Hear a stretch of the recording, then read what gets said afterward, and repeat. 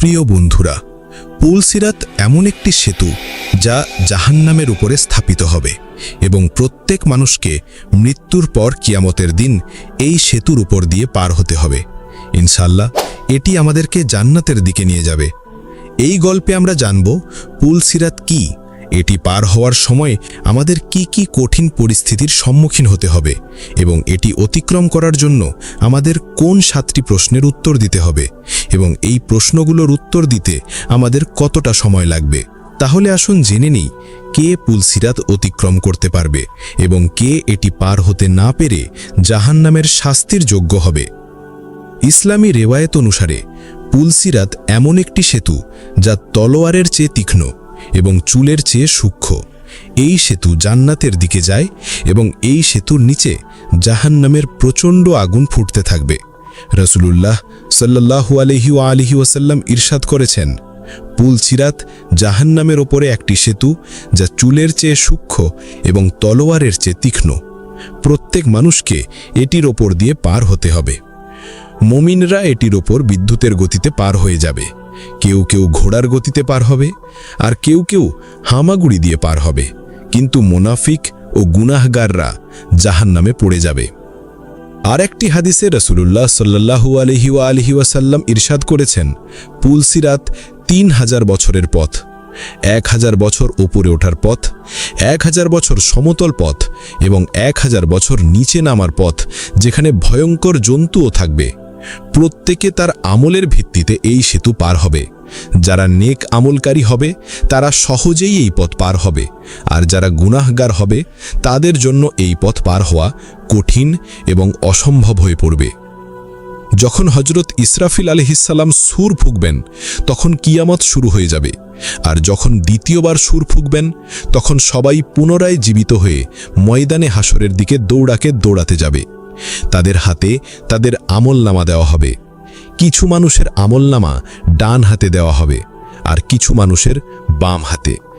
যাদের আমলনামা ডান হাতে দেওয়া হবে তারা জান্নাতের সুসংবাদ পাবেন, আর যাদের বাম হাতে দেওয়া হবে তারা জাহান্নামের শাস্তির যোগ্য বলে ঘোষিত হবে।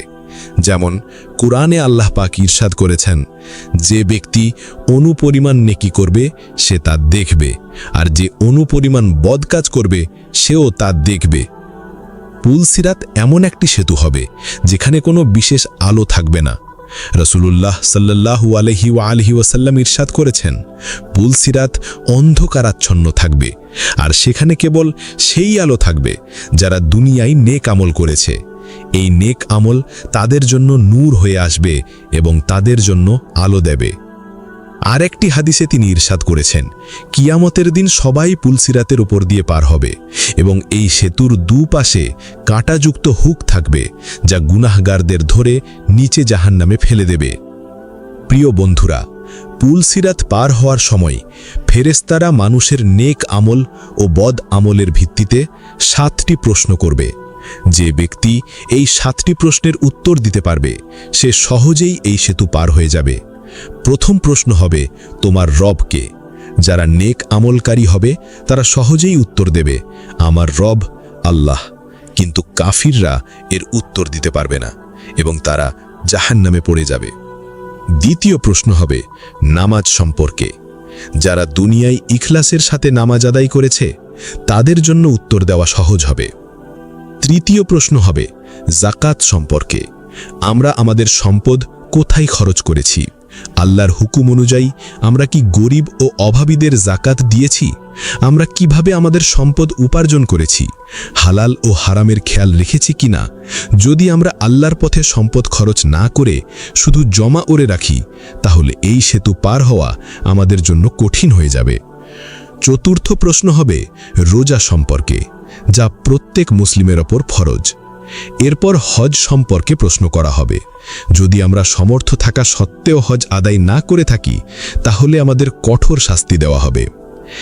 এরপরের প্রশ্ন হবে হুকুক বা অধিকার সম্পর্কে, যেমন মা বাবার অধিকার, সন্তানের অধিকার, প্রতিবেশীর অধিকার এবং জীবনে যাদের সাথে আমাদের ওঠা বসা ছিল তাদের অধিকার সম্পর্কে প্রশ্ন করা হবে। সর্বশেষ প্রশ্ন হবে পবিত্রতা বা পরিচ্ছন্নতা সম্পর্কে। যেমন হাদিসে আছে পরিচ্ছন্নতা ঈমানের অর্ধেক, আরেকটি হাদিসে আছে আল্লাহ পবিত্র এবং পবিত্রতাকে ভালোবাসেন, তাই তোমাদের উচিত নিজেকে পবিত্র রাখা। অর্থাৎ আল্লাহ পরিচ্ছন্নতাকে ঈমানের একটি গুরুত্বপূর্ণ অংশ বানিয়েছেন। যে মানুষ বাহ্যিক ও অভ্যন্তরীণ উভয়ভাবে পবিত্র থাকে, আল্লাহ তার প্রতি সন্তুষ্ট হন।